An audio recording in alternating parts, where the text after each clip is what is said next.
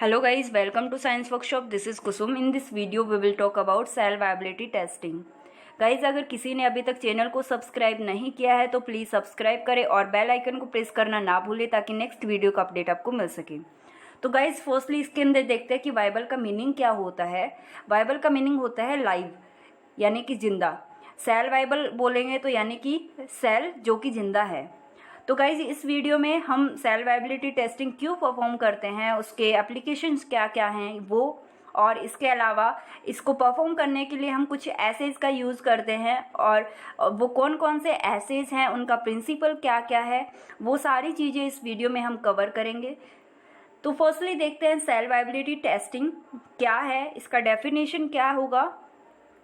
Cell viability testing यानी कि इसको ऐसे समझते हैं, कोई एक सेल्स का सैंपल है जिसके अंदर बहुत सारी सेल्स हैं और उसके अंदर कितनी लाइव सेल हैं, कितनी हेल्दी सेल है, कितनी सेल ऐसी हैं जो कि डिवाइड कर सकती हैं, कितनी सेल ऐसी है जो कि प्रोलिफरेट कर सकती हैं, उन सेल्स का अमाउंट जानने के लिए अपन सेल वाइबिलिटी टेस्टिंग परफॉर्म करते हैं। ठीक है। So cell viability defined as the number of healthy cells in a sample determines the amount of cells that are living or dead based on a total cell sample. Cell viability को हम इस तरह से define कर सकते हैं, किसी sample में हेल्दी सेल्स कितनी हैं और किसी सैंपल के अंदर जो लाइव सेल्स हैं उनका अमाउंट कितना है और डेड सेल्स का अमाउंट कितना है। ठीक है, इसी को क्या बोलेंगे, सेल वाइबिलिटी टेस्टिंग कहेंगे। इस सेल वाइबिलिटी टेस्टिंग के लिए लेबोरेटरी के अंदर कुछ एसेज डेवलप किए गए हैं जिसके द्वारा मेजर किया जाता है सेल वाइबिलिटी को और सेल टॉक्सिसिटी को। ठीक है। A majority of the cytotoxicity and cell viability assays are based on the various cell functions such as साइटोटॉक्सिटी और सेल वाइबिलिटी को मेज़र करने के लिए ये जो एसेज हैं वो सेल के कुछ फंक्शन पे बेस्ड होते हैं। वो फंक्शन कौन कौन से हैं ये देखते हैं। फंक्शन क्या हो सकता है, cell membrane permeability, enzyme activity, ATP production, coenzyme production and cell adherence. ये सारे फंक्शन जो हैं इनके बेस पे एसेज में हमें पता चलता है कि कितनी सेल का अमाउंट वाइबल है और कितनी सेल्स जो है वो टॉक्सिक है। ठीक है। तो इसके एप्लीकेशन क्या क्या हैं, हम किस लिए सेल वाइबिलिटी टेस्टिंग को, इन एसेज को परफॉर्म करते हैं, उनके क्या क्या एप्लीकेशन हैं वो देखते हैं।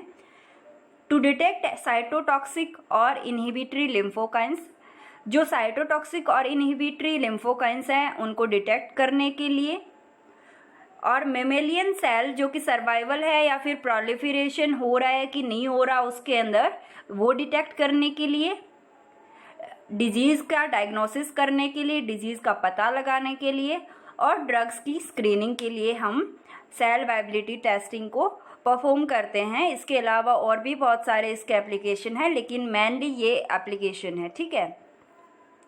तो गाइज इसके जो एसेज हैं, classification of cell viability assays, इन एसेज को क्लासिफाई किया गया है।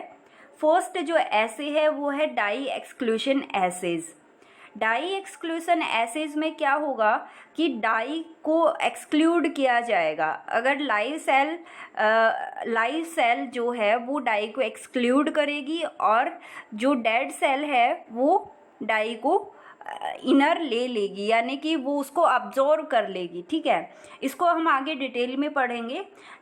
और सेकंड जो ऐसे है वो कलरीमेट्रिक ऐसे है। इसमें सेल वाइबिलिटी की टेस्टिंग जो है वो सेल वाइबल है नहीं है इसका पता कलर के बेस पे चलता है। ठीक है। थर्ड जो ऐसे है वो फ्लोरोमेट्रिक ऐसे है। इसके अंदर फ्लोरोसेंस प्रोड्यूस होता है, उसके बेस पे हमें पता चलता है कि कितनी सेल सैंपल के अंदर वाइबल हैं। ठीक है।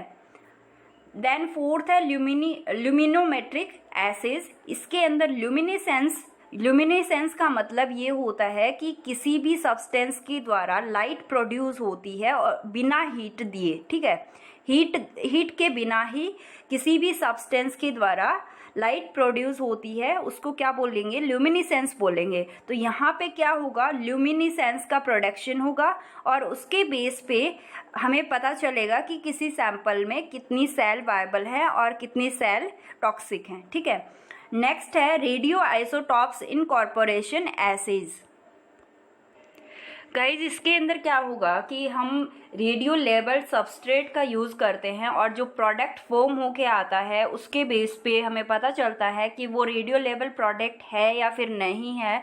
तो उसके बेस पे हमें पता चलता है कि सेल वायबल है या फिर टॉक्सिक है। ठीक है, ये कुछ मेनली क्लासिफिकेशन है एसेज का, इनको हम आगे डिटेल में पढ़ेंगे। ठीक है, तो फर्स्ट जो एसे है वो है डाई एक्सक्लूशन एसे।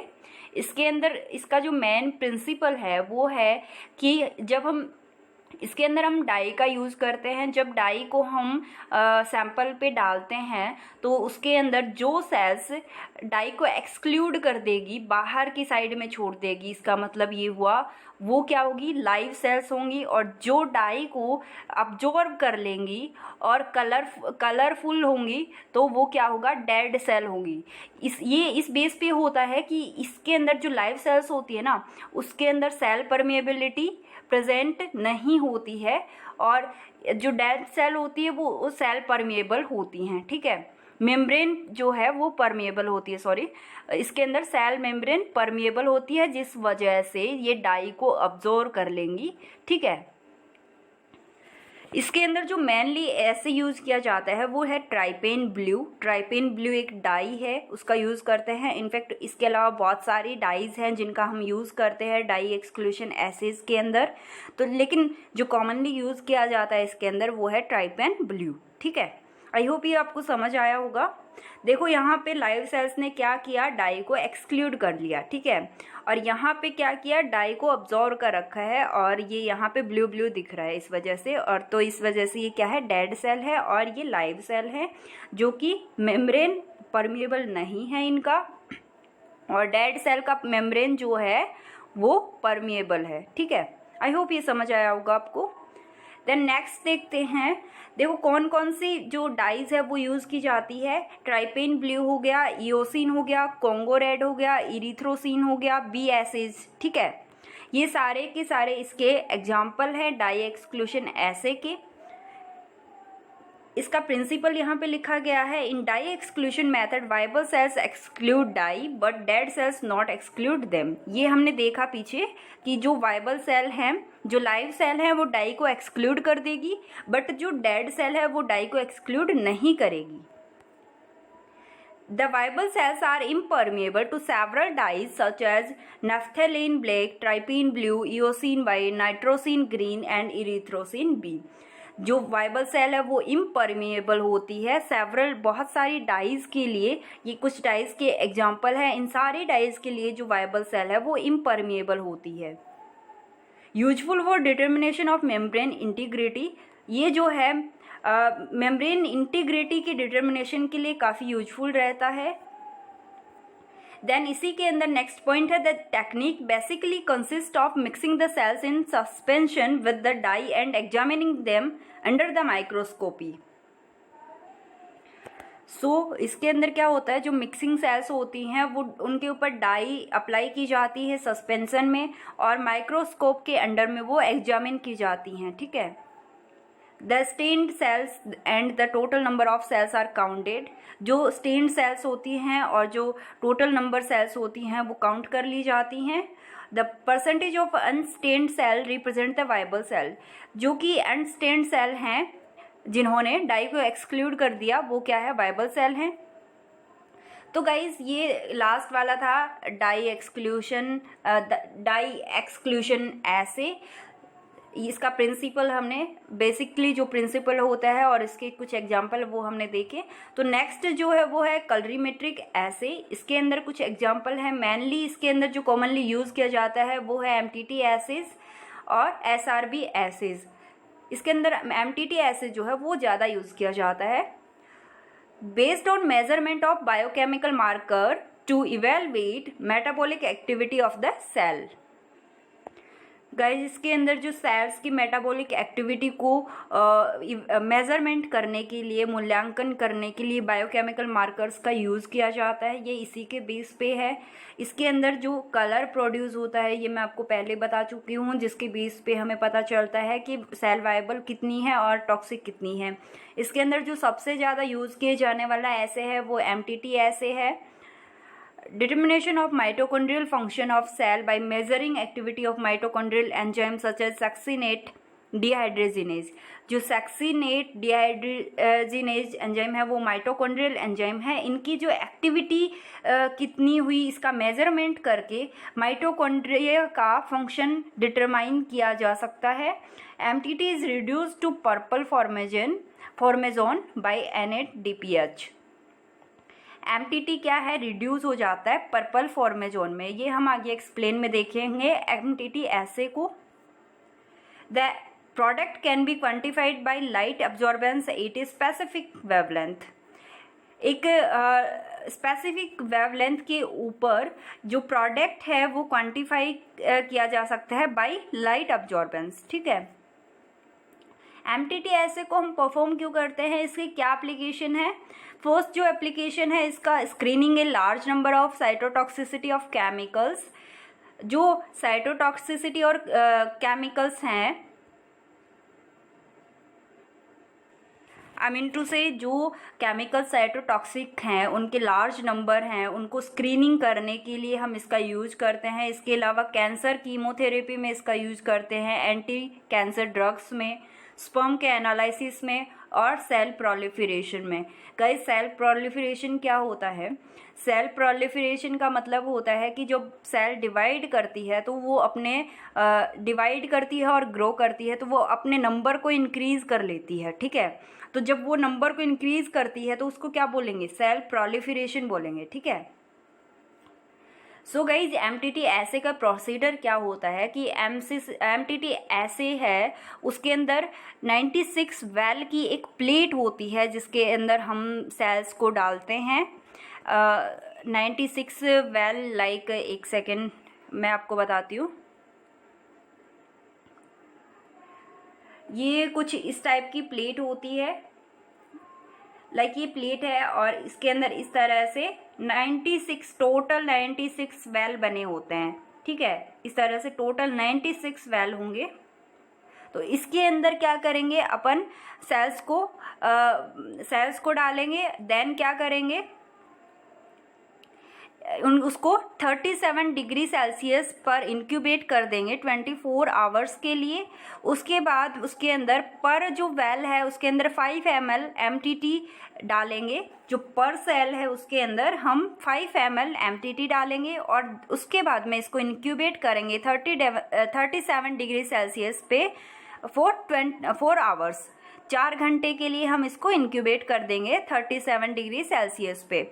उसके बाद में हम केयरफुली रिमूव करेंगे मीडियम से और 200 micro ml DMSO to each well.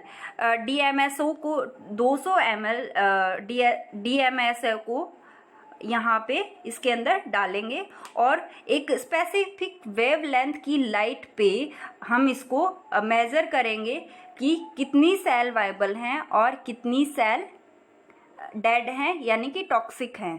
क्योंकि यहाँ पे कलर प्रोड्यूस होगा और कलर प्रोड्यूस होगा तो क्या होगा, यहाँ पे क्या होता है MTT ऐसे में फॉर्मेजोन का प्रोडक्शन होता है। फॉर्मेजोन पर्पल कलर का होता है और जितना ज़्यादा कलर का इंटेंसिटी होगा उतना ज़्यादा हमें पता चलेगा कि सेल वाइबल कितनी है और सेल टॉक्सिक कितनी है। ठीक है, सो गाइज यहाँ पे देखो MTT है और MTT ये एक एग्जाम्पल है माइटोकॉन्ड्रियल रिडक्टेज। यहाँ पे जो एंजाइम है और उसके प्रेजेंस में क्या फॉर्म कर रहा है, ये फॉर्मेजोन का प्रोडक्शन कर रहा है और जो सेल फॉर्मेजोन का प्रोडक्शन कर रही है वो क्या है, वाइबल होंगी, और जो नहीं कर रही फॉर्मेजोन का प्रोडक्शन वो क्या है, डेड सेल्स हैं। ठीक है, और फॉर्मेजोन क्या है, पर्पल कलर का होता है। ठीक है, आई होप ये समझ आया होगा आपको। सो नेक्स्ट देखते हैं, नेक्स्ट जो एसे है अपना वो है फ्लोरोमेट्रिक एसे। फ्लोरोमेट्रिक एसे के अंदर कुछ एग्जांपल है, alamar, blue assay, CFDA, AM assays. Fluorometric assay के अंदर क्या है, फ्लोरोसेंस का प्रोडक्शन होता है, उसके बेस पे हमें पता चलता है कि सेल वाइबल है कि नहीं है, यानी कि सेल वाइबल है या फिर टॉक्सिक है। So easy to perform with the use of a fluorescence microscope, fluorometer, fluorescence microplate reader और flow cytometer। हम इसको fluorescence microscope, fluorometer, fluorescence microplate reader और फ्लो साइटोमीटर इन सारे के साथ में इजीली परफॉर्म कर सकते हैं। ये जो ऐसे है वो काफ़ी इजी होता है यूज़ करने के लिए, और ये जो ऐसे है वो एप्लीकेबल होता है अडेरेंट और सस्पेंडेंट सेल लाइंस के लिए, ठीक है।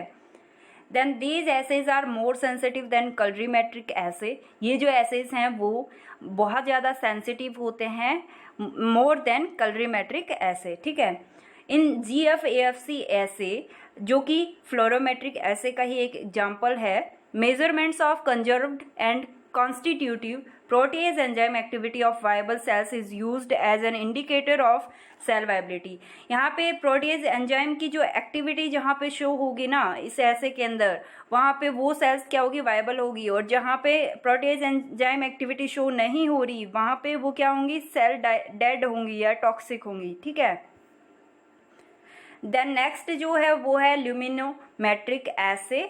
इस ऐसे के अंदर जैसे कि मैंने बताया ल्यूमिनेसेंस प्रोड्यूस होता है। ल्यूमिनेसेंस क्या होता है, एक सब्सटेंस के द्वारा लाइट प्रोड्यूस की जाती है, बट वो जो लाइट होती है वो हीट के बेस पे नहीं होती, हीट के द्वारा प्रोड्यूस नहीं होती है, वो केमिकल रिएक्शन के बेस पे हो सकती है। सो ये इसके ऊपर डिपेंड करता है कि यहाँ पे ATP का प्रोडक्शन हो रहा है कि नहीं हो रहा। यहाँ पे ल्यूसीफेरिन जो है वो ल्यूसीफेरेज एंजाइम के साथ में और Mg2+ आयंस के साथ में क्या बनाएगा, ऑक्सील्यूसीफेरिन बनाएगा और पायरोफोस्फेट बनाएगा और लाइट को प्रोड्यूस करेगा। लाइट यानी यहाँ पे क्या है, ल्यूमिनेसेंस है, ठीक है, 8560 nm।